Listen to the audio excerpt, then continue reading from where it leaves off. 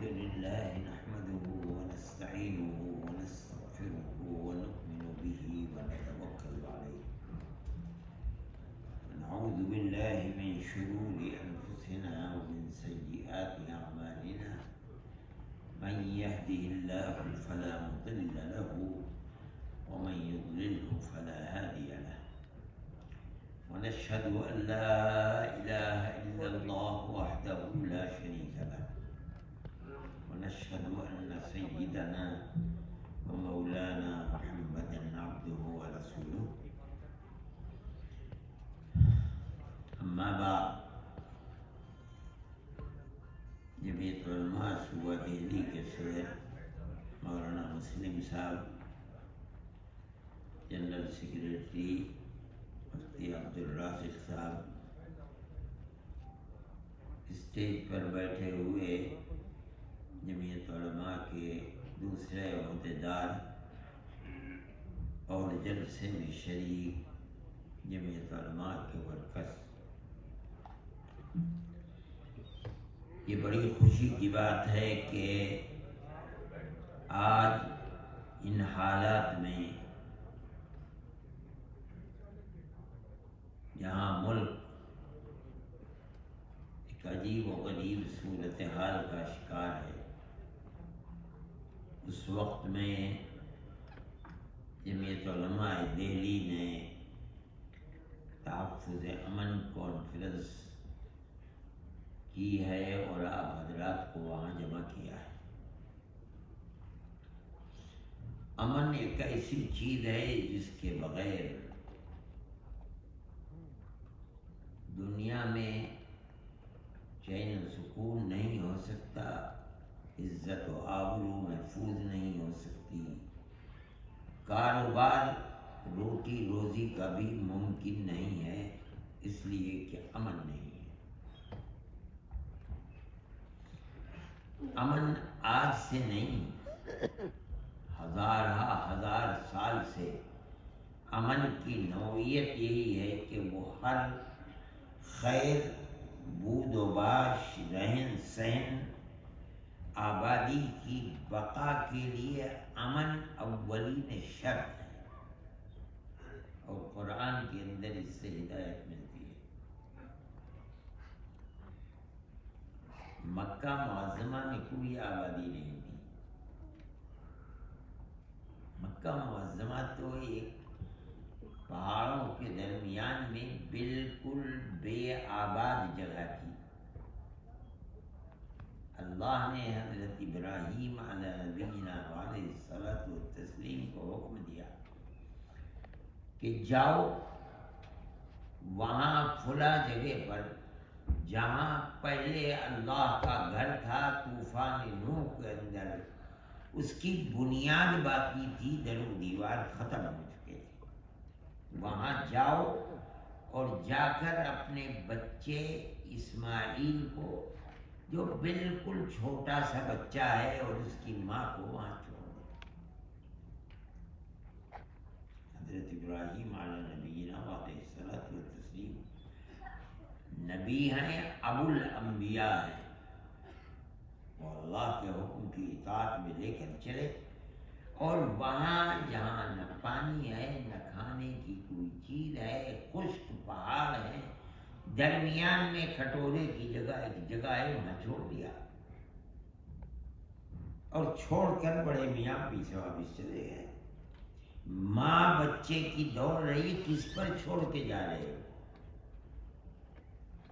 اگر خود چھوڑ کر جا رہے ہو تو یہ بتاؤ ہمارے جینے کا ہوگا کیا؟ اور اگر اللہ کے حکم سے چھوڑ کر جا رہے ہو تو جس اللہ کے حکم سے چھوڑ کر جا رہے ہو وہی ہمارے رہن سہن اور زندگی کے اسباب بھی فراہم کرے گا۔ بڑے میاں کچھ بولتے نہیں تھے اور چلے گئے۔ اللہ نے وہیں جبریل کو بھیج کر پانی کا چشمہ جاری کرا دیا، جس کو زمزم کہا جاتا ہے، لیکن کوئی مونس و غمخوار نہیں ہے، نہ ماں کے لیے نہ اس کے بیٹے کے لیے۔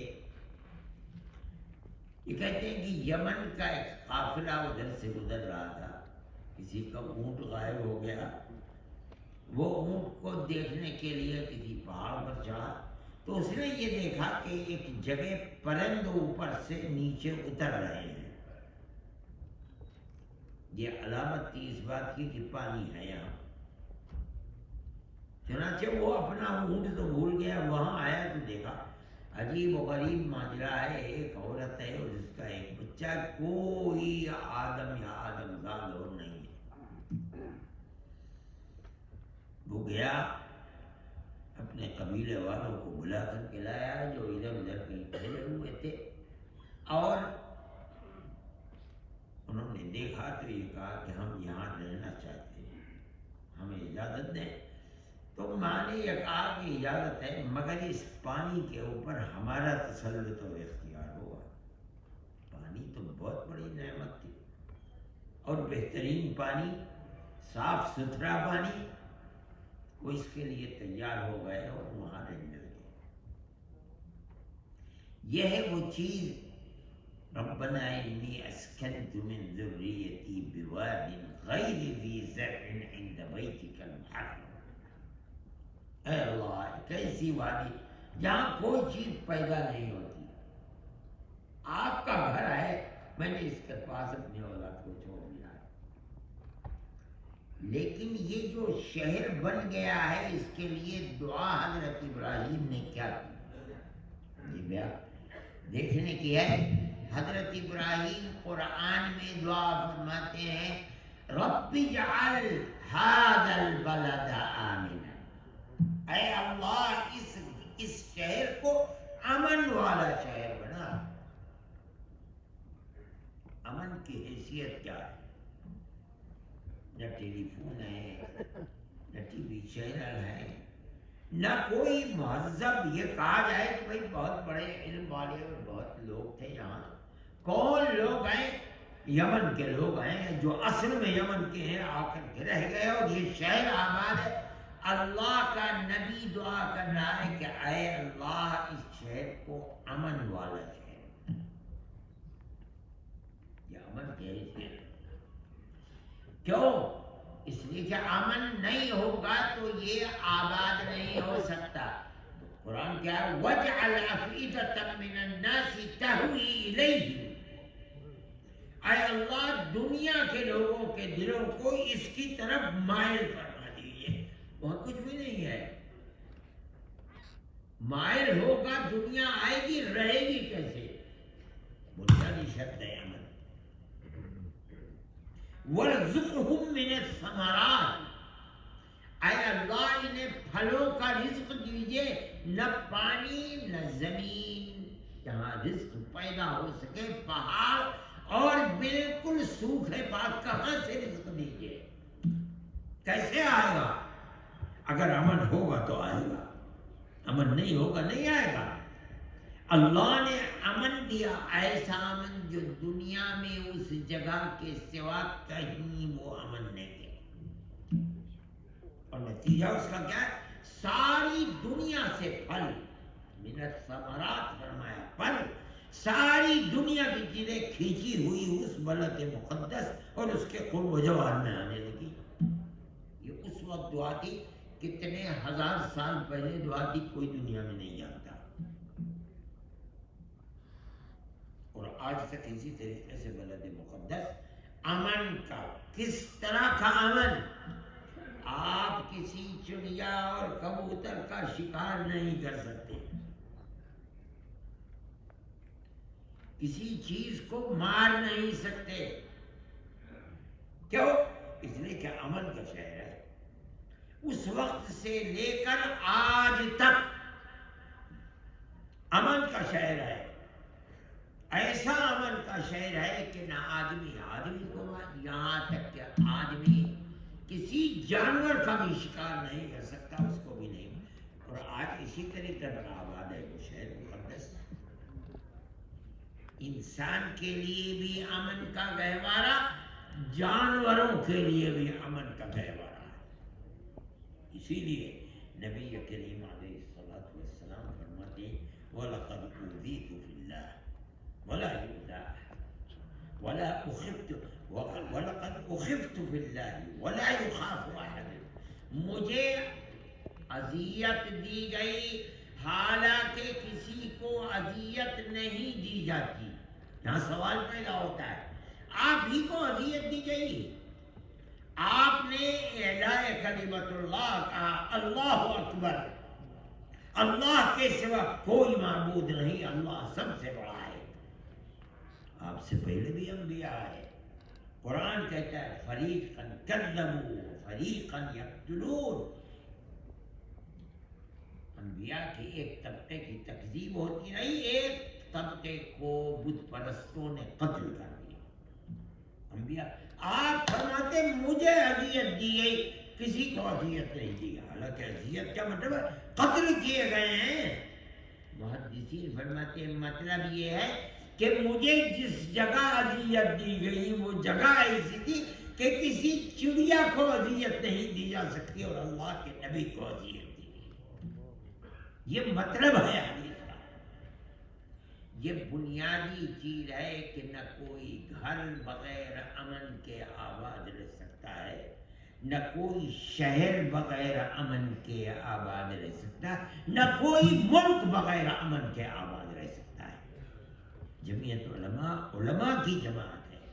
ہم جب یہ کہتے ہیں کہ امن کو قائم کرو، ہم قرآن کی اس آیت سے استدلال کرتے ہیں. ابو الانبیاء، انبیاء کے باپ دادا حضرت ابراہیم علیہ نبی جناب علیہ الصلوۃ والسلام کی اس دعا سے دیتے ہیں کہ خدا کی رحمتوں کا ساری دنیا سے سمٹ کر آنا، اس کی اولین شرط یہ ہے کہ امن. میرے بھائی، ہم اس امن کی اس دعوے کو، اس مطالبے کو اپنے ملک کے اندر ہمیشہ سے ضروری سمجھتے ہیں، لیکن ہم آج پہلے کے مقابلے میں زیادہ ضروری سمجھتے ہیں. امن ہر وقت ضروری ہے. امن نہیں ہوگا تو گھر اور ملک آباد نہیں رہ سکتا، کاروبار نہیں ہو سکتا، آمد و رفت نہیں ہو سکتی، چین و سکون کے ساتھ فیکٹریاں نہیں چل سکتی. یہ ایسی چیز ہے جس کے لیے کسی دلیل کی ضرورت نہیں ہے. ہم یہ کہتے ہیں کہ اگر آباد رکھنا ہے، پیٹ بھرنا ہے، چین و سکون کے ساتھ رہنا ہے، چوری اور ڈکیتی سے رہنے والوں کو محفوظ رکھنا ہے، سب سے بنیادی شرط وہی ہے جو ہزاروں سال پہلے اللہ کے نبی نے جس دعا کو مانگا تھا، اے اللہ امن عطا فرمائیے. ہمارے ملک کے اندر بھی ایک ایسی کھلی ہوئی چیز ہے جس کے لیے کسی دلیل کی ضرورت نہیں ہے، مگر ملک کے اندر امن و امان نہیں ہے. اس حقیقت کو لوگوں نے چھوڑ دیا، حکومتوں نے چھوڑ دیا، فرقہ پرست ذہنیت نے چھوڑ دیا. جمعیت علماء اپنے اس نقطے کے اوپر قائم ہے کہ بغیر امن کے ملک آباد نہیں رہ سکتا. میں یہ کہتا ہوں کہ صرف مسلمان ہی اس امن کی اہمیت کو نہیں سمجھتا، پڑھا لکھا ہندو بھی سمجھتا ہے، کرسچن بھی سمجھتا ہے، سکھ بھی سمجھتا ہے، ساری دنیا سمجھتی ہے. سارے قوانین، عدالتیں، کورٹ، جو کچھ ہے سب امن ہی قائم کرنے کے لیے ہے. تو پھر اس امن کی حفاظت اگر ارباب اقتدار نہیں کریں گے تو ملک کیسے آباد ہوگا؟ میرے بھائی، کسی ایک طبقے کو نشانہ بنانا، ملک کی سہولتوں سے محروم کرنا، ان کو خواہ مخواہ ملزم بنا کر جیلوں کے اندر ڈالنا، 20 25 30 سال سے جیلوں کے اندر سڑ رہے ہیں، مر رہے ہیں، مائیں روتی روتی اندھی ہو گئی، باپ دنیا سے چلے گئے، نہ کھانے میں مزہ ہے، نہ رہنے میں مزہ ہے، نہ نیند آتی ہے. کیوں؟ اس لیے ایک جوان بیٹا جو گیا تھا اب وہ بڑھاپے کے اندر پہنچ گیا اور اگر مر جاتا طبعی چیز ہے سکون ہو جاتا. زندہ ہے اور جیل کے اندر ہے. ماں باپ بے چین ہے, اولاد بے چین ہے, بیوی بے چین ہے.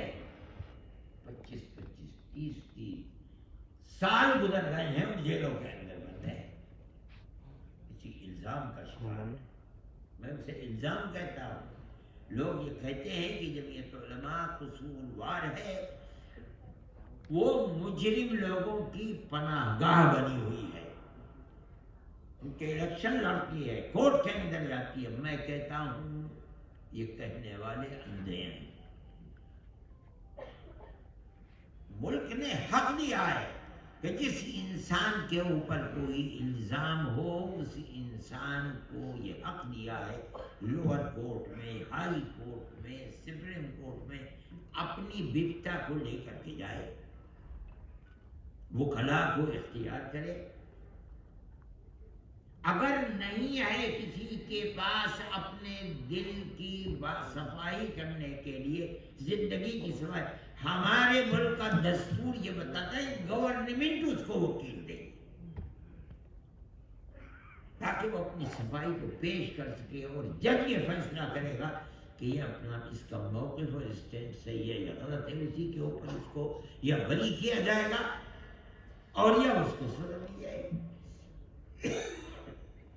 جمعیت علماء ان لوگوں کی مدد کرتی ہے جن کے پاس پیسہ نہیں ہے, غریب لوگ ہیں, ان کے اوپر الزام ہے. یہ ملک کی بدقسمتی ہے کہ میڈیا, جو میڈیا خود کھلونا ہے, میں کہتا ہوں, وہ جب کسی مسلمان کو پکڑا جاتا ہے قطع نظر اس کے کہ وہ صحیح ہے یا غلط ہے, وہ آج ہی اس مسلمان کو مجرم بنا کر کے پیش کرتا ہے. میڈیا کے اندر بھرمار ہے, پکڑے گئے. جب اتنا یہ کیس کو لڑتی ہے, اب لڑتے ہیں, ہمیں کوئی اس کے اندر تردد نہیں ہے, اور ہم کہتے ہیں کہ یہ الزام ہے غلط ہے, تب ہم لڑتے ہیں. اگر ہمیں یقین ہو جائے کہ یہ الزام غلط نہیں ہے, ہم نہیں مقدمہ لڑیں گے, اور ہم دلیل اس کی دیتے ہیں. ہم نے کیس لڑے ان لوگوں کے بھی کہ جو لوور کورٹ میں ان کو پھانسی دے دی گئی, پھر گئے ہائی کورٹ, ہائی کورٹ نے بھی پھانسی کی تصدیق کر دی, پھر گئے سپریم کورٹ, ہم نے مقدمہ لڑا, سب کے سب باعزت بری ہو گئے. اس کا مطلب کیا ہے؟ کھلا ہوا مطلب ہے کہ یہ لوگ غلط پھانسے گئے, ثبوت نہیں ہے.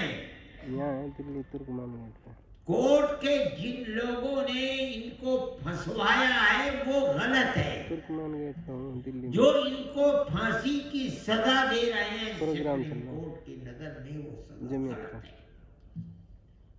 اس کے ثبوت فراہم نہیں ہے, اس کے باوجود انہیں پھانسی کی سزا دی جا رہی ہے.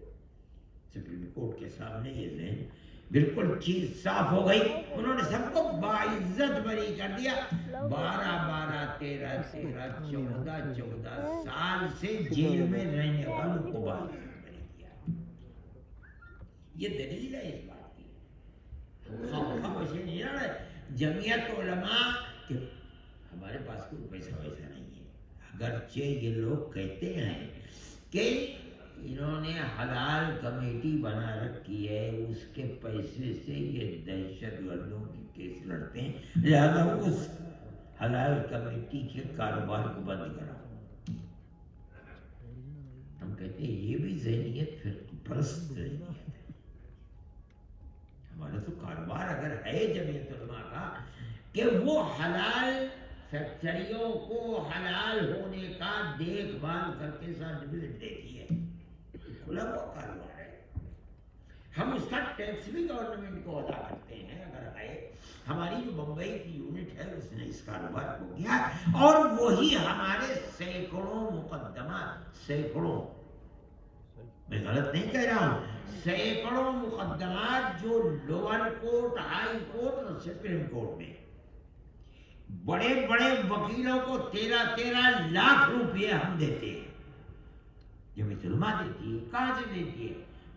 حلال سے دیتی ہے یا لوگ چندہ دیتے ہیں، مسلمان دیتے ہیں، ان کے اوپر خرچ کر دیا. ہمارا کاروبار بھائی ایک ہاتھ سے لیا دوسرے ہاتھ سے خرچ کر دیا. ہمارے پاس کوئی سرمایہ نہیں ہے. ہم یہ کام کر رہے ہیں اور کرتے ہیں اسی بنیاد پر کرتے ہیں کہ ملک میں امن و امان نہیں ہے. کیا مطلب ہے؟ گورنمنٹ کی ایجنسیاں، پولیس ایسے کام کر رہی ہے کہ بے گناہوں کو پکڑتی ہے. اس کو یہ دکھلانا ہے اپنی کارکردگی کے کیا کس نے قتل. پولیس نہیں پکڑ پا رہی ہے، 2 آدمیوں کو پکڑا اور اٹھا کر کے جیل میں بند کر دیا. یہ ہندوستان کے اندر چل رہا ہے. ہم اس کے خلاف ہیں اور کھل کر ہیں. کوئی چپکے چپکے نہیں ہے. ہماری تاریخ ہے. ہم نے اس ملک کے لیے 150 سال تک قربانیاں دی ہیں. دار و رسد پھانسیوں کے تختوں کو چوما ہے. قتل ہوئے ہیں ہمارے بڑے بڑے اکابر. کالے پانی کے اندر جا کر کے وہیں مر گئے، قبر بن گئی ان کی. ہماری ایک تاریخ ہے.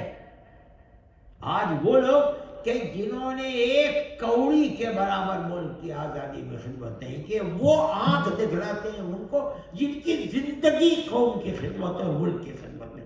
ہم اسے قبول نہیں کرتے ہیں. ہم یہ سمجھتے ہیں کہ اگر امن نہیں تو ملک برباد ہو جائے گا. امن نہیں ہے ملک کے اندر. یہ چیز خراب ہے.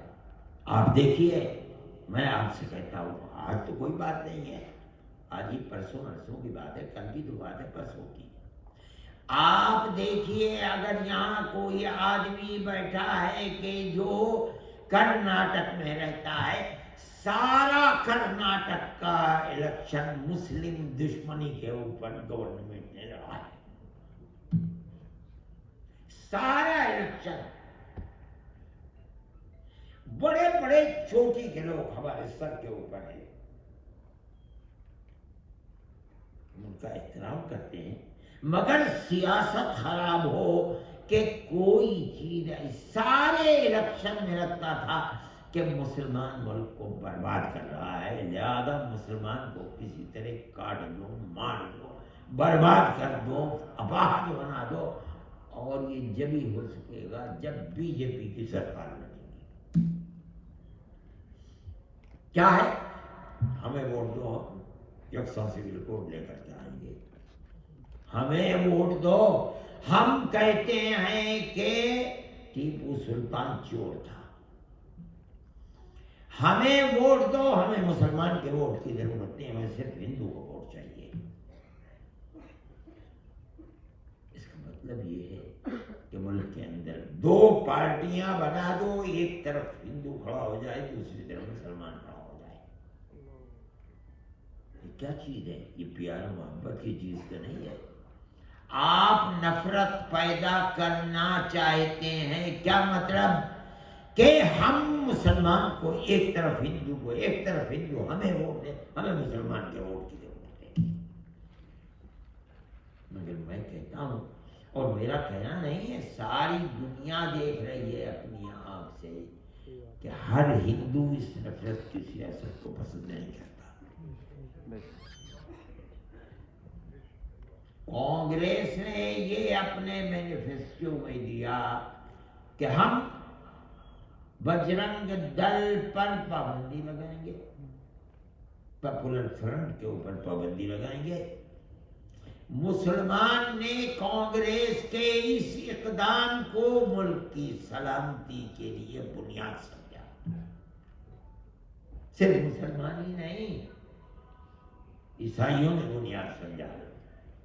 صرف عیسائی نہیں، ہندوؤں نے جو سمجھدار ہیں، پڑھے لکھے ہیں، انہوں نے ملک کی سلامتی کے لیے اس اعلان کو بنیاد سمجھا. سب نے مل کر، مسلمانوں نے 95% مل کر کے کانگریس کو ووٹ دیا، عیسائیوں نے ووٹ دیا، ہندوؤں نے ووٹ دیا. وہ لوگ جو 5 سال سے ملک کے اندر نفرت کی سیاست کر رہے، چن چن کر کے اقتدار کی کرسی سے دھکے دے کر کے باہر کر دیا. کیا چیز ہے؟ ملک کے اندر امن پسندی زندہ ہے، پیار و محبت زندہ ہے. یہ بہت بڑی چیز ہے. سمجھتے ہیں ملک کی سالمیت کی بنیاد یہی ہے، بغیر اس کے ملک سالم نہیں رہ سکتا. میں یہ سمجھتا ہوں کہ ملک کے ہر طبقے پورے صوبے کے اندر یا تو اپنی پالیسی کو ارباب اقتدار بدلیں، پیار و محبت کے اسٹیج پر آئیں، اور نہیں تو ملک کے بسنے والوں کو خود فیصلہ کرنا چاہیے. ہمارا ماننا ہے، میں نے آپ کو قرآن سے پیش کیا کہ بغیر امن و امان کے ملک زندہ نہیں رہ سکتا، نہیں رہ سکتا، نہیں رہ سکتا. میں کوئی اکثریت اور اقلیت کی بات نہیں ہے. جمعیت علماء کا یہ پیغام ہے. جمعیت علماء اس کو صحیح سمجھتی ہے. ہم جو بات کہہ رہے ہیں وہ صحیح ہے، 100% صحیح ہے. امن و امان کو کس طرح؟ نفرت کی سیاست سے امن و امان زندہ نہیں رہ سکتا، پیار محبت کی سیاست سے زندہ رہے گا. میرے بھائی، میں جو بات کہہ رہا ہوں یہ جمعیت علماء کے خمیر کے اندر ہے. ہم جو کام کرتے ہیں پیار و محبت ہی کا کرتے ہیں. جمعیت علماء کبھی تفریق پر نہیں جاتی، مذہب کو دیکھ کر بات نہیں کرتی ہے. چند سال پہلے کلکتے کے بنگال کے اندر سمندری طوفان آیا، اور اس سمندری طوفان کے اندر بڑی تباہی آئی. تو کھارا پانی ہوتا ہے، گھس گیا، تمام چاول کی کھیتی تو بالا برباد ہو گئی. پینے کا پانی نہیں مل رہا ہے، کھانے کے لیے. جمعیت علماء وہاں پہنچی اور جمعیت علماء نے وہاں اپنے کیمپ لگائے. آپ کو تعجب ہوگا، ایسے ایسے ہمارے کیمپ تھے جن کے اندر صبح کو 2700 آدمی کھانا کھاتے تھے، شام کو 2700 آدمی کھانا کھاتے تھے، اور کسی سے نہیں پوچھا جاتا تھا تیرا مذہب کیا ہے، کون ہے، کس کی پوجا کرتے ہیں، کس کو مانتے ہیں، کس کو. اس سے کوئی سوال نہیں. جمعیت علماء انسانیت کی بنیاد پر خدمت کرتی ہے. ہم سمجھتے ہیں کہ یہ ہمارا فرض ہے، مذہبی فرض ہے، قانونی فرض ہے، انسانی فرض ہے. اسی کے اوپر ہم کام کرتے ہیں. ہم نے کبھی یہ نہیں کہا کہ مسلمان ہے اس کی خدمت کی جائے گی، یہ ہندو ہے اس کی خدمت نہیں کی جائے گی. جہاں گئے ہم نے اسی طریقے پر کام کیا. جمعیت علماء کا یہ نظریہ آج سے نہیں ہے، ملک کی آزادی سے پہلے جس دن سے جمعیت علماء کی اینٹ رکھی گئی ہے اس وقت سے آج تک جمعیت علماء اس کے اوپر قائم ہے. جمعیت علماء وظائف دیتی ہے. ہم اب تک 1 کروڑ روپیہ دیتے تھے، ہمیں ہمارے احباب نے ہماری مدد کی، ہم نے اس سال 2 کروڑ روپیہ دیا تقریباً. کچھ ہمارے پاس باقی ہے، ہم اس کو مزید آہستہ آہستہ دے دیں گے. ہمارا جو بجٹ ہے اس بجٹ کو اللہ چاہے گا اس پر پورا کر لیں گے. 10-20 پیسے زیادہ تو ہوگا، کم نہیں ہوگا انشاءاللہ. اس کے اندر ہندو بھی ہے، مسلمان بھی ہے.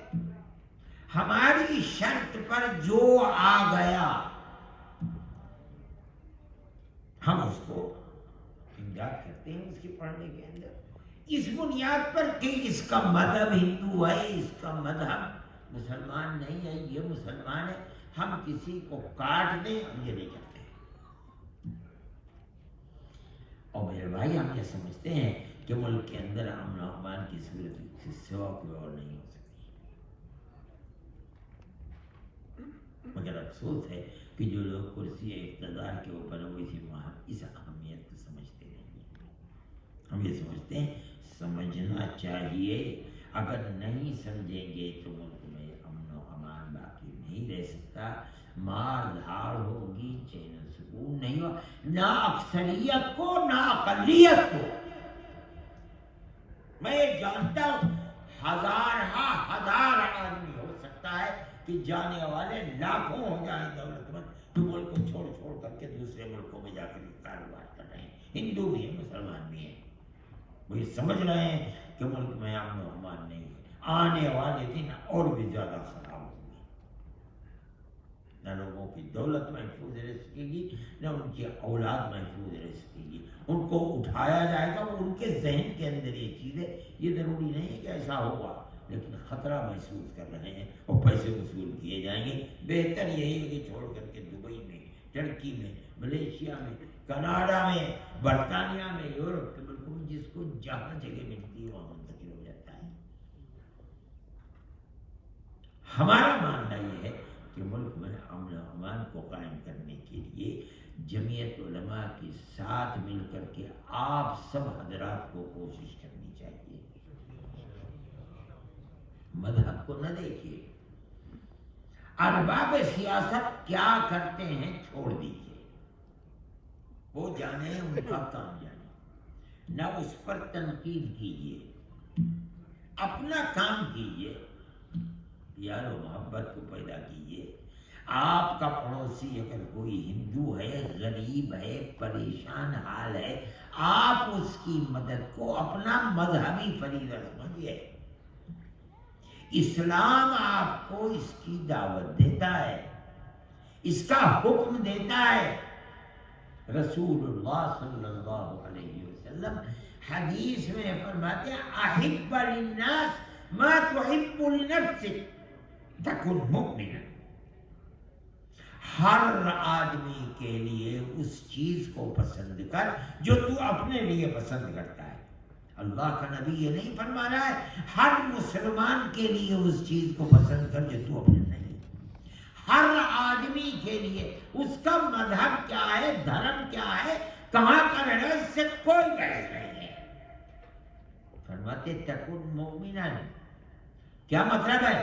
مطلب یہ ہے کہ اگر تو سچا پکا مومن بننا چاہتا ہے تو یہ نہیں ہے کہ گول ٹوپی پہن، چھوٹا پاجامہ پہن اور لمبا کرتا پہن، نہیں۔ ایمان مومن بننے کی نشانی یہ ہے کہ تیرا دل ہر انسان کی طرف سے اتنا صاف ہو کہ تو اپنے لیے دولت کو پسند کرتا، اس کے لیے بھی دولت کو پسند کر، تو اپنے لیے صحت اور تندرستی کو پسند کرتا، اس کے لیے بھی صحت۔ یہ ہے کون؟ اس کا مطلب کوئی بحث نہیں ہے، یہ اسلام کی تعلیم ہے۔ اس سے پاکیزہ تعلیم کیا ہو سکتی ہے بتائیے؟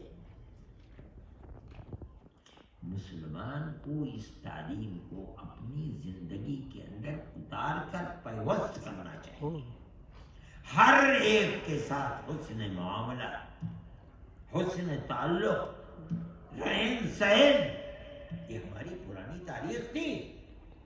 آپ لوگوں میں جو دیہات کے رہنے والے ہیں اور بوڑھے لوگ ہیں، ایک دوسرے کو دیکھ کر ہندو مسلمان بڑے کو بوڑھے کو اور مسلمان ہندو بڑے بوڑھے کو تاؤ چاچا کہہ کر کے بلایا کرتے ہیں۔ آج اس تاریخ کو دفن کر دیا۔ کس نے دفن کر دیا؟ ان کے دل و دماغ کے اندر فرقہ پرستی نے جگہ لے لی ہے، بدقسمتی سے، ملک کی بدقسمتی۔ میرے بھائی یہ ہماری زندگی ہے، مگر نہیں چلیں گے اس کے اوپر، ملک برباد۔ ملک ہمارا ہے، ہم ہمیشہ سے اس ملک میں رہتے ہیں، مذہبی اعتبار سے بھی ملک ہمارا ہے۔ لوگ تو پاگل ہیں، جانتے نہیں ہیں نہ ملک کی تاریخ کو۔ میں نے یہ بات رام لیلا گراؤنڈ میں کہی تھی، نہ مذہب کی تاریخ کو جانتے ہیں، انہیں کچھ پتہ ہی نہیں ہے۔ کہتے ہیں کہ مسلمان کا مذہب عرب کا ہے۔ ارے پاجاموں دھوتی، تمہیں پتہ ہی نہیں ہے کچھ عرب کا ہے۔ سب سے پہلی آواز لا الہ الا اللہ کی ہندوستان کی دھرتی سے اٹھی ہے۔ یہ ہمارا ایمان ہے کہ اللہ کے سوا کوئی اللہ نہیں ہے۔ کون کہہ سکتا ہے؟ ہمارے دل و دماغ کے اندر پیوست ہے مذہب، دین، عقیدہ۔ اس عقیدے کا مطالبہ ہم سے یہ ہے کہ قطع نظر اس کے کہ اس کا مذہب کیا ہے، انسان ہے، ہمارا بھائی ہے، ہمیں اس کے ساتھ حسن معاملہ کرنا چاہیے۔ آپ میں اکثریت مذہبی لوگوں کی ہے۔ میں یہ کہتا ہوں، میں جو بات کہہ رہا ہوں قرآن حدیث سے کہہ رہا ہوں، آپ کا ایمان مکمل ہے یا نہیں ہے، علامت اس کی اونچا پاجامہ گول ٹوپی نہیں ہے، اس کی علامت ہے کہ آپ کا معاملہ رہن سہن دوسرے آدمیوں کے ساتھ کیسا ہے۔ اگر آپ کا دل صاف ہے، آپ ہر آدمی کے لیے وہ چاہتے ہیں جو آپ اپنے لیے، اپنی اولاد کے لیے چاہتے ہیں، اگر اس کو اور اس کی اولاد کے لیے، تب آپ پکے مومن ہیں، ورنہ چلہ دینے سے پکا مومن نہیں ہوتا آدمی۔ یہ قرآن و حدیث کی تعلیم ہے۔ لوگ اسلام کو قتل و قتال کا مطلب وہ جانتے نہیں، الف بے کے۔ اسلام یہ ہے، تمہیں کیا ہے، وَأَحْسِنْ إِلَىٰ جَارِكَ تَكُنْ مُسْلِمًا۔ یہ بھی اللہ کا نبی فرماتا ہے، اپنے پڑوسی کے ساتھ اچھا سلوک کر۔ وہ ہے کون، اس کا مذہب کیا ہے، کیا کرتا ہے، برادری کیا، کوئی بحث نہیں ہے، تب تو سچا پکا مسلمان بنے گا۔ میں یہ بات کہہ رہا ہوں، اور حدیث ہے ترمذی کی، اس کے الفاظ پڑھ کر سنا رہا ہوں۔ میرے بھائی، جمعیت علماء یہی کرتی ہے۔ ہم تو مرکزی قیادت میں بیٹھ کر یہی کریں، ہم جن کے کیس لڑتے ہیں ان کے اندر بھی غیر مسلم بھی ہیں، جن کو میں نے کہا کہ پھانسی ہو گئی تھی اور پھانسی سے نکال دیے گئے، باعزت بری ہوئی، ان میں ہندو بھی ہے، جو ہمارے پاس آتا ہے اس کی مدد کرتے ہیں۔ یہ جمعیت علماء کا اپنا کردار ہے، ہم یہ سمجھتے ہیں کہ یہ کردار بنیادی کردار ہے، ضروری کردار ہے، بغیر اس کے ملک کے اندر امن و امان قائم نہیں ہو سکتا۔ میرے بھائی، وقت بہت کم ہے، صرف 10 منٹ باقی رہ گئے 10 بجنے کے اندر میں اپنی بات کو ختم کرتا ہوں۔ ایک اور بات بھی کہتا ہوں، مسلمان کو لیے ایک اصطلاح نکالی گئی لو جہاد کی۔ ہماری زندگی 82 سال ہے، اور جس دن سے پیدا ہوئے تھے آج تک، بھئی ہم تو اسی مذہبی ماحول میں رہتے ہیں۔ بیٹے کا قاعدہ پڑھا تو مدرسے میں پڑھا، حفظ قرآن کیا تو مدرسے میں کیا، پھر فارسی پڑھی تو مدرسے میں پڑھی، اور عربی پڑھی 8-10 سال تو مدرسوں کے اندر پڑھی، اور وہاں سے نکل کر کے آج 82 سال کی ہماری عمر ہے، ہم نے تو مدرسوں کے سوا کوئی ماحول دیکھا نہیں ہے۔ ہم تو انہی کے اندر ہیں، ہم نے کہیں نہیں پڑھا لو جہاد۔ یہ ان لوگوں کی جو اسلام کے لیے برے ارادے دلوں کے اندر رکھتے ہیں، ان کی بنائی ہوئی اصطلاح ہے۔ اب اس اصطلاح کا انجام انہوں نے کیا نکالا ہے کہ یہ لو جہاد کے قائل ہیں، اس کی بنیاد پر ان کے بچیوں کے ساتھ ہم وہی بنیاد قائم کریں جو ان کی ہے۔ یہ انہوں نے ایک راستہ نکالا، اور ان بچیوں کو جو مخلوط تعلیم کے اندر دین سے دور ہوتی ہیں، ان کو پکڑ پکڑ کر کے ان کا اغوا کرتے ہیں، اور جس کا نتیجہ یہ ہے کہ ہندوؤں میں تو برادری بہت زیادہ اثر کیے ہوئے، یہ ان کی برادری کی نہیں، کچھ دنوں کے بعد یا قتل ہو جاتا ہے، یا وہ اپنی خودکشی کر لیتی ہیں، یا نکل کر کے بھاگ کر کے برباد ہو جاتی ہیں۔ میرے بھائی، اس کا علاج ہے، یہ آپ لوگ کر سکتے ہیں۔